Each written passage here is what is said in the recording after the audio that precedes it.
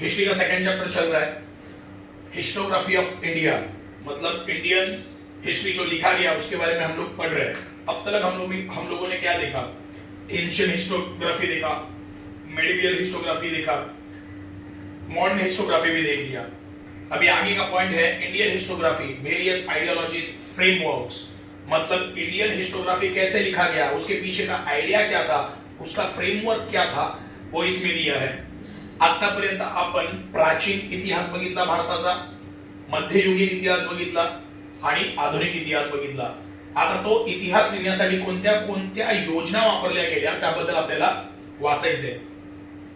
Colonial historiography, Marathi त्याला बोलतात वसाहतवादी इतिहास लेखन। वसाहत म्हणजे काय? एखाद्या ठिकाणी जाऊन राहणं, याला बोलतात वसाहत। तर भारतामध्ये दुसऱ्या देशातून येऊन कोणते लोक राहिले? ब्रिटिश लोक। देखो कॉलोनी मतलब क्या? कॉलोनी मतलब तुम्हें पता है कि पर्टिकुलर प्लेस पे जाके रहना। ओके, तो इंडिया में कौन से लोग रहने आए थे? ब्रिटिश लोग, कॉलोनीज बना के वो रहने लगे थे। Colonial historiography, the earlier scholars who studied and wrote Indian history were mainly British officers and Christian missionaries। देखो इंडिया के बारे में जिन ब्रिटिश लोगों ने हिस्ट्री लिखा वो ऑफिसर्स थे ज्यादा करके, और क्रिश्चियन मिशनरीज मतलब क्या? मतलब क्रिश्चियन धर्म का प्रचार करने वाले लोग। ओके, क्रिश्चियन मिशनरीज मतलब क्या? क्रिश्चियन धर्म का प्रचार करने वाले, पब्लिसिटी करने वाले लोग। ओके, वो लोगों ने इंडिया के बारे में हिस्ट्री लिखा था शुरुआत में। तो पहला स्टेटमेंट यही बोलता है कि इंडिया के बारे में हिस्ट्री लिखने वाले वो कौन थे? मेनली ब्रिटिश ऑफिसर्स थे एंड क्रिश्चियन मिशनरीज, मतलब क्रिश्चियन धर्म का प्रचार करने वाले, पब्लिसिटी करने वाले लोग थे। Their prejudice is clearly reflected in the way some of them have ridiculed Indian culture। देखो, जिन लोगों ने शुरुआत में इंडिया के बारे में हिस्ट्री लिखा वो लोगों ने गलत सनद लिख दिया था, बहुत सारी चीजों को गलत सनद लिख दिया था और इंडियन कल्चर को लोअर बताया था। बहुत सारे लोगों ने, ब्रिटिश ऑफिसर्स ने हिस्ट्री लिखा, क्रिश्चियन मिशनरीज ने हिस्ट्रीज लिखा, किसका? इंडिया का, और उसमें बहुत सारी चीजें उन्होंने गलत लिखी थी, इंडियन कल्चर को उन्होंने गलत बताया था।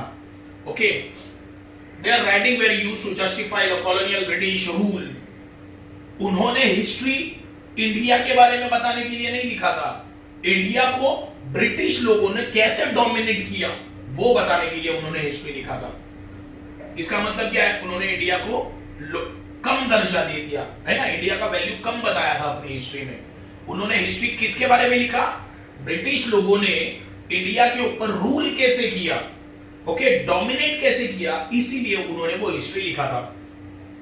The 5 volumes of Cambridge history of India published during 1922 to 1937 CE. देखो, कैम्ब्रिज हिस्ट्री ऑफ इंडिया ये एक बुक है। ये बुक के कितने पार्ट्स बनाए गए? 5। ओके, और कब पब्लिश किया? ये 1922 से लेके 1937 तक ये पब्लिश किया गया। Distinct example of colonial historiography. देखो, ये पार्ट जो पार्ट है ना, ये कॉलोनियल हिस्टोग्राफी के पार्ट्स है। ओके, कॉलोनियल मतलब क्या? कॉलोनियल हिस्टोग्राफी का मीनिंग है ब्रिटिश लोग जो इंडिया में आए हैं, कॉलोनीज बनाकर रहने लगे, वो लोगों ने जो हिस्ट्री लिखा इंडिया के बारे में उसे बोलेंगे कॉलोनियल हिस्टोग्राफी। तो एग्जांपल क्या है कॉलोनियल हिस्टोग्राफी का? कैम्ब्रिज हिस्ट्री ऑफ इंडिया, ये एक बुक है जिसके 5 पार्ट्स अवेलेबल है। कब लिखे गए? 1922 से लेके 1937 तक ये लिखे गए। तो ये पैराग्राफ से मुझे क्या पता चला कि शुरुआत में इंडिया के बारे में हिस्ट्री जिन्होंने लिखा वो कौन थे? ब्रिटिश ऑफिसर्स थे एंड क्रिश्चियन मिशनरीज थे। क्रिश्चियन मिशनरीज मतलब क्रिश्चियन धर्म का प्रचार करने वाले लोग, मतलब क्रिश्चियन धर्म को फैलाने वाले लोग, उन्होंने लिखा। और ये सारे लोगों ने इंडिया के बारे में बहुत गलत सलत लिखा था हिस्ट्री में। ओके, इंडिया को लोअर वैल्यू दे दिया था अपने हिस्ट्री में। उल्टा उन्होंने अपने हिस्ट्री में ब्रिटिश लोगों ने इंडिया के ऊपर कैसे डोमिनेट किया वो लिख दिया था। ओके, एक बुक कॉलोनियल हिस्टोग्राफी का एक बुक है, कौन सा है वो? कैम्ब्रिज हिस्ट्री ऑफ इंडिया, जिसके 5 पार्ट्स है। ओके, ये कॉलोनियल हिस्टोग्राफी का एक एग्जाम्पल है। कॉलोनियल हिस्टोग्राफी मतलब क्या? जो ब्रिटिश लोग इंडिया में आए और रहे, उन्होंने जो हिस्ट्री लिखा उसे बोलेंगे कॉलोनियल हिस्टोग्राफी। ओके, मराठीत सांगायचं झालं तर वसाहतवादी इतिहास लेखन। बघा, वसाहतवाद म्हणजे काय? ब्रिटिश लोक भारतात आले, इथे राहिले, जे ब्रिटिश भारतात येऊन राहिले त्यांनी जो इतिहास लिहिला भारताबद्दल त्याला बोलणार वसाहतवादी इतिहास लेखन। सुरुवातीच्या काळात भारतावर ब्रिटिश ऑफिसर्सनी आणि ख्रिश्चन धर्माचा प्रचार करणाऱ्या लोकांनी लिहिला होता आणि त्यामध्ये भारताबद्दल त्यांनी खूप वाईट गोष्टी लिहिल्या होत्या। उलट त्यांनी त्यांच्या इतिहासात ब्रिटिश लोकांनी भारतीयांवर कसं राज्य केलं ते लिहिलं होतं। ओके, वसाहतवादी इतिहास लेखनाचं एक उदाहरण आहे, एक पुस्तक आहे, त्याचं नाव आहे केम्ब्रिज हिस्ट्री ऑफ इंडिया। त्याचे 5 खंड म्हणजे 5 भाग जगात उपलब्ध आहेत। ते कधी लिहिले गेले? 1922 ते 1937 या काळात लिहिले गेले। वसाहतवादी लेखन समजलंय? ओके, नेक्स्ट है ओरिएंटलिस्टिक हिस्टोग्राफी। देखो क्या लिखा है, मैंने European scholars felt curious about civilization and countries of the east। देखो, पहले स्टेटमेंट का मीनिंग क्या है? देखो, ये ब्रिटिश कंट्री मतलब इंग्लैंड या यूरोपियन लोग अपने अर्थ के कौन से पार्ट में आते हैं? वेस्ट में आते हैं, और इंडिया ईस्ट में है। याद रखना, यूरोपियन कंट्रीज कहां पे है? अपने अर्थ पर वेस्ट में, वेस्ट डायरेक्शन में। ओके, ध्यान देना, सिंपल लॉजिक है ना। सारे यूरोपियन कंट्रीज, अमेरिका, इंग्लैंड वगैरह अर्थ के वेस्ट साइड में है। ओके, और हम लोग जो है वो अर्थ के ईस्ट में आते हैं। तो वेस्ट में रहने वाले मतलब यूरोपियन लोग, उनको ईस्ट में रहने वाले कंट्रीज के बारे में क्यूरियोसिटी थी, उनका हिस्ट्री जानने की क्यूरियोसिटी थी। क्या बोला, समझा? फॉर एग्जाम्पल, यूरोपियन कंट्री पकड़ लो कोई भी एक, इंग्लैंड, ओके, और ईस्ट में कंट्री है इंडिया। तो इंग्लैंड वाले लोगों को इंडियन कंट्री के बारे में या ईस्ट में जो भी कंट्रीज है उनके बारे में जानने की बहुत ज्यादा क्यूरियोसिटी थी कि उनका हिस्ट्री क्या होगा, लोग कैसे रहते रहेंगे, क्या करते रहेंगे। ओके, सम ऑफ दो scholars failed admiration and respect for them.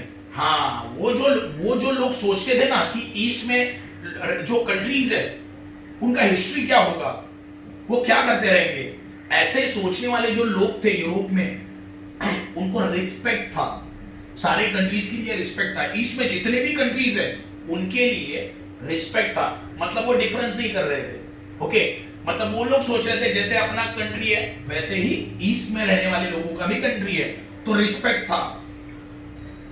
These scholars were known as orientalist. तो ऐसी सोच रखने वाले लोगों को ओरिएंटलिस्ट बोला जाता है। तो ये पहला पैराग्राफ मुझे क्या समझा? ये पहला पैराग्राफ मुझे समझा, हाँ, कि वेस्ट में कुछ स्कॉलर्स थे, हिस्टोरियंस थे, जिनके दिल में एक क्यूरियोसिटी थी, उनको जानना था कि ईस्ट में जो कंट्रीज है उनके बारे में, है ना, सिंपल है। वेस्ट में रहने वाले लोगों को जानना था ईस्ट में जो कंट्रीज है उनके बारे में, सिंपल। ओके, उनके दिल में रिस्पेक्ट भी था। ओके, मतलब वो डिफरेंस करने वाले लोग नहीं थे। ओके, सच्ची हिस्ट्री लिखने वाले लोग थे वो। ऐसे लोगों को बोला जाता है ओरिएंटलिस्ट्स। ओके, मराठीत सांगायचं झालं तर प्राच्यवादी इतिहास लेखन। प्राच्यवादी, ओरिएंटलिस्टचा मीनिंग होतो प्राच्यवादी इतिहास लेखन। आता प्राच्यवादी इतिहास लेखन म्हणजे काय ते सांगतो बघा। पृथ्वीच्या पश्चिमेला जे देश होते, बरोबर आहे, त्या देशांमध्ये जे इतिहासकार राहत होते त्यांच्या मनात पूर्वेला जे देश आहेत त्यांच्याबद्दल माहिती जाणून घ्यायची इच्छा होती। उदाहरणार्थ, सिंपल उदाहरण बघा, पृथ्वीच्या पश्चिमेला इंग्लंड देश येतो, बरोबर आहे. तर इंग्लंडमध्ये राहणारे जे इतिहासकार आहेत त्यांना पृथ्वीच्या पूर्वेला जे देश आहेत त्यांच्याबद्दल जाणून घ्यायची इच्छा होती, बरोबर आहे. आणि त्यांच्या मनात पूर्वेकडील देशांबद्दल आदर पण होता. बघा, ते राहत आहेत कुठे? पश्चिमेला, पण त्यांना जाणायच कोणत्या देशांबद्दल माहिती पाहिजे? पूर्वेकडील देशांबद्दल माहिती पाहिजे होती त्यांना. आणि त्यांना पूर्वेकडील देशांबद्दल आदर पण होता मनात. आणि अशा लोकांना प्राच्यवादी म्हटलं जातं. राहतात पुढे पश्चिमेला, बरोबर आहे. माहिती कुठली पाहिजे? पूर्वेच्या देशांची. आणि प्लस त्यांच्या मनात आदर पण होता, है ना. अशा लोकांना बोललं जातं प्राच्यवादी. The orientalist studies the similarities between Sanskrit and some of the European languages. They focus more on Vedic tradition and Sanskrit literature. देखो, तो ये जो वेस्ट में रहने वाले हिस्टोरियंस है ना, उन्होंने किसका स्टडी किया? उन्होंने संस्कृत लैंग्वेज का स्टडी किया एंड यूरोपियन लैंग्वेज का स्टडी किया. देखो, उन्होंने जो मतलब वेस्ट में रहने वाले जो हिस्टोरियंस थे उन्होंने किसके बारे में स्टडी किया? कौन सी लैंग्वेज के बारे में स्टडी किया? संस्कृत. संस्कृत किसकी लैंग्वेज है? एशिया में रहने वाले बहुत सारे कंट्रीज की लैंग्वेज है संस्कृत. ऐसा बोला जाता है Sanskrit is the mother of all language. Okay, west में रहने वाले मतलब यूरोप में रहने वाले जो हिस्टोरियंस है उन्होंने किसका स्टडी किया? उन्होंने संस्कृत लैंग्वेज का स्टडी किया, यूरोपियन लैंग्वेज का स्टडी किया और सिमिलैरिटी फाइंड आउट करने की कोशिश की. ओके, अभी संस्कृत लैंग्वेज का स्टडी करना है. देखो, यूरोप में रहने वाले जो हिस्टोरियंस है उन्हें कौन सी लैंग्वेज का स्टडी करना है? संस्कृत लैंग्वेज का स्टडी करना है. तो पढ़ने के लिए तो कुछ चाहिए स्टडी करने के लिए. तो उन्होंने किसको सिलेक्ट किया? वैदिक ट्रेडिशन. हमारा जो वेद है ना, ऋग्वेदा, यजुर्वेदा, सामवेदा, ओके, ये सारे वेद है. बहुत बड़े बुक है ये संस्कृत में. एंड संस्कृत लिटरेचर, है ना. संस्कृत लिटरेचर मतलब क्या? संस्कृत में लिखी गई कहानियां, संस्कृत में लिखे गए पोएम्स, ये सब संस्कृत लिटरेचर में आता है. ओके, तो मुझे यहां तक समझा कि ये जो ओरिएंटलिस्ट थे मतलब यूरोप में रहने वाले जो हिस्टोरियंस थे उन्होंने संस्कृत लैंग्वेज का स्टडी किया एंड यूरोपियन लैंग्वेज का स्टडी किया. सिमिलैरिटी क्या है वो फाइंड आउट करने के लिए. ओके, अभी संस्कृत का स्टडी करना है तो कुछ ना कुछ तो चाहिए स्टडी करने के लिए. तो उन्होंने दो चीजों को सिलेक्ट किया, वो है वैदिक ट्रेडिशन एंड संस्कृत लिटरेचर. ये दोनों का बेस लेके उन्होंने संस्कृत लैंग्वेज को स्टडी किया. Their studies resulted into formulating the notation of an ancient language that could be the mother of all Indo-European languages. Okay. उन्होंने स्टडी कर दिया, यूरोपियन लैंग्वेज का स्टडी किया एंड संस्कृत लैंग्वेज का भी स्टडी किया. उसके बाद उनको क्या पता चला? उनको ये पता चला संस्कृत ये लैंग्वेज इंडो यूरोपियन लोगों की मदर लैंग्वेज है. मदर लैंग्वेज मतलब सारे लैंग्वेज की माँ. सिंपल. इंडो मतलब हमारा यूरोप का अपना एशियन कंट्रीज. इंडो मतलब एशियन कंट्रीज. यूरोपियन मतलब यूरोपियन कंट्रीज. ओके, मतलब Asian countries and European countries की कंट्रीज में जो भी लैंग्वेजेस है उनकी मदर लैंग्वेज कौन सी है? संस्कृत. सिंपल. मतलब सारे लैंग्वेजेस किससे बनी है? संस्कृत ये सिंगल लैंग्वेज से बनी है. ओके, इंग्लिश किससे बनी है? संस्कृत से. हिंदी किससे बनी है? संस्कृत से. मराठी किससे बनी है? संस्कृत से. ये इनका बोलना है. ये क्या बोले इन्होंने? देखो, इन्होंने संस्कृत लैंग्वेज का स्टडी किया, इन्होंने यूरोपियन लैंग्वेज का भी स्टडी किया और उसके बाद उन्होंने क्या रिजल्ट दिया? वो बोले कि सारे लँग्वेजेस की मदर कौन आहे? संस्कृत लँग्वेज. सिंपल आहे. ओके, मराठीत सांगायचं झालं तर हे जे प्राच्यवादी होते त्यांनी संस्कृत भाषेचा आणि युरोपातील विविध भाषांचा अभ्यास केला. त्यात समानता काय आहे त्या भाषांमध्ये? बघा, त्यांनी कशाचा अभ्यास केला? संस्कृत भाषा आणि युरोपीय देशांमध्ये बोलली जाणारी भाषा यांच्यामध्ये समानता शोधण्याचा प्रयत्न केला. आता संस्कृत भाषेचा अभ्यास करायचा आहे त्यासाठी त्यांनी वेदांचा वापर केला. वेद आहे ना, ऋग्वेद, यजुर्वेद, सामवेद, ते वेदांचं पुस्तक त्यांनी अभ्यास केला. त्यानंतर त्यांनी संस्कृत साहित्याचा त्यांनी अभ्यास केला. संस्कृत साहित्य म्हणजे काय? संस्कृत मध्ये लिहिले गेलेल्या कथा, कविता यांचा अभ्यास त्यांनी केला. युरोपियन भाषांचा अभ्यास केल्यानंतर, संस्कृत भाषांचा अभ्यास केल्यानंतर त्यांना असं समजलं की संस्कृत ही भाषा आशिया खंडातील लोकांची आणि युरोपियन खंडातील लोकांची ज्या भाषा आहे त्यांची मातृभाषा आहे, म्हणजे आई आहे. सिंपल. त्यांना असं समजलं जगामध्ये जेवढ्या पण भाषा आहेत त्या सगळ्या भाषांची आई कोण? संस्कृत. का? कारण सगळ्या भाषांचा उगम संस्कृत या एका भाषेतून झालेला आहे असं त्यांचं म्हणणं होतं. Next, in 1784 sir William John founded Asiatic society in Kolkata. बघा, 1784 में विलियम जोन्स ने एशियास्टिक सोसाइटी फॉर्म की कोलकाता में. It open the doors for research in ancient Indian literature and history. देखो, ये ब्रिटिश आदमी था, सर विलियम जोन्स, एक ब्रिटिश आदमी था. उसने कोलकाता में एक सोसाइटी फॉर्म की जहां पर कोई भी आकर मतलब दूसरे देशों से कोई भी आकर इंडियन हिस्ट्री के बारे में पढ़ सकता है, इंडियन लिटरेचर के बारे में पढ़ सकता है. मतलब सिंपल है. ये विलियम जोन्स ने क्या किया 1784 में मतलब एक ऐसा स्कूल ओपन कर दिया. ओके, एक ऐसा स्कूल ओपन कर दिया जहां पर किसी भी देश से लोग आकर इंडियन हिस्ट्री के बारे में पढ़ सकते हैं और लिटरेचर के बारे में पढ़ सकते हैं. ओके, बघा, सर विलियम जोन्स याने 1784 मध्ये एशियास्टिक सोसायटीची स्थापना केली. म्हणजे एक अशी शाळा जिथे जगातून कोणतेही लोक येऊन भारतीय संस्कृतीचा आणि भारतीय साहित्याचा अभ्यास करू शकतील. ओके, हे कोणी केलं? सर विलियम जोन्सने. Among the orientalist scholar Friedrich Max Muller deserve a special attention असेल, स्पेशल मेंशन. देखो, फ्रेडरिक मैक्स मुलर ये सबसे इंपॉर्टेंट ओरिएंटलिस्ट था. ओके, याद रखना, फ्रेडरिक मैक्स मुलर ये नाम है हिस्टोरियन का एक, सबसे important orientalist. In his opinion, Sanskrit was the most ancient language of the Indo-European languages.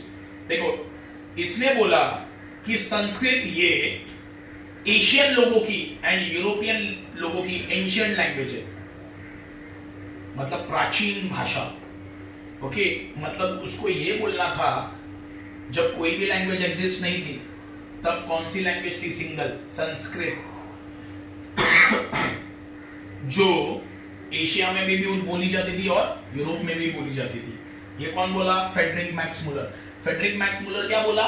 Frederick Max मुलर बोला कि एशिया वाले लोगों की एंड यूरोप में रहने वाले लोगों की एंशिएंट लैंग्वेज कौन सी है? संस्कृत. इसका मीनिंग ये है जब कोई भी लैंग्वेज एग्जिस्ट नहीं थी तब एशिया में और यूरोप में सिंगल भाषा बोली जाती थी, वो थी संस्कृत. ये किसने बोला? फ्रेडरिक मैक्स मुलर ने. He was deeply interested in Sanskrit literature. देखो, ये मैक्स मुलर जो था उसे संस्कृत साहित्य, संस्कृत लिटरेचर में बहुत ज्यादा इंटरेस्ट था. मतलब संस्कृत में लिखे गए कथा, बुक्स, पोएम्स पढ़ने में बहुत ज्यादा इंटरेस्ट था वो. He first translated the Sanskrit text of Hitopadesha in German language. देखो, ये मैक्स मुलर जो था ये जर्मनी का था. इसने संस्कृत का जो लिटरेचर है, एक बुक है संस्कृत का, एक लिटरेचर, वो बुक का नाम है हितोपदेश. ये पूरा बुक हितोपदेश संस्कृत में लिखा गया है. ओके, इसको उसने ट्रांसलेट किया जर्मन लैंग्वेज में. किसने? फ्रेडरिक मैक्स मुलर ने. तो अब तक मुझे क्या पता चला? फ्रेडरिक मैक्स मुलर सबसे इंपॉर्टेंट ओरिएंटलिस्ट है. फर्स्ट, उसने बोला कि संस्कृत एंशिएंट लैंग्वेज है. किसका? एशियन लोगों का एंड यूरोपियन लोगों का. इसका मतलब क्या है? मतलब जब कोई भी लैंग्वेज एग्जिस्ट नहीं थी तब एशिया में और यूरोप में एक सिंगल भाषा बोली जाती थी, वो थी संस्कृत. वो किस में इंटरेस्टेड था? वो संस्कृत लिटरेचर में इंटरेस्टेड था. उसने हितोपदेश, ये संस्कृत बुक को जर्मन लैंग्वेज में ट्रांसलेट कर दिया. He was the editor of 50 volumes of the scared books of the East. देखो, उसने 50 पार्ट लिखे हैं. किसके? Scared books of the east. देखो ये टाइटल है, scared books of the east, ये टाइटल है, उसके बुक का नाम है। ये बुक के उसने कितने पार्ट्स लिखे? 50। He also compiled Rigveda, which has been published in 6 volume. देखो उसने ऋग्वेदा ये संस्कृत वर्ड है। अपने इंडिया में ऋग्वेदा का बुक है जो संस्कृत में लिखा गया है, उसको भी उसने ट्रांसलेट कर दिया जर्मन में। और कितने बुक बनाए उसके? 6। Lately, Edward said, a scholar who has re-evaluated the Orientalist writing has thrown light of imperialistic interest of Orientalistic scholars. देखो ये एडवर्ड एक हिस्टोरियन है, उसने बोला ये ओरिएंटलिस्टिक हिस्टोग्राफी लिखने वाले जो लोग हैं, मतलब ये ओरिएंटलिस्ट, इन्होंने हिस्ट्री वापस लिखा, इंडियन लोगों का हिस्ट्री वापस लिखा, और उसने इंपेरियलिज्म के बारे में बताया। इंपेरियलिज्म मतलब क्या? डोमिनेशन ऑफ वन कंट्री या powerful country to poor country. देखो इंपेरियलिज्म मतलब क्या? एक पावरफुल कंट्री गरीब कंट्री के ऊपर डोमिनेट करती है।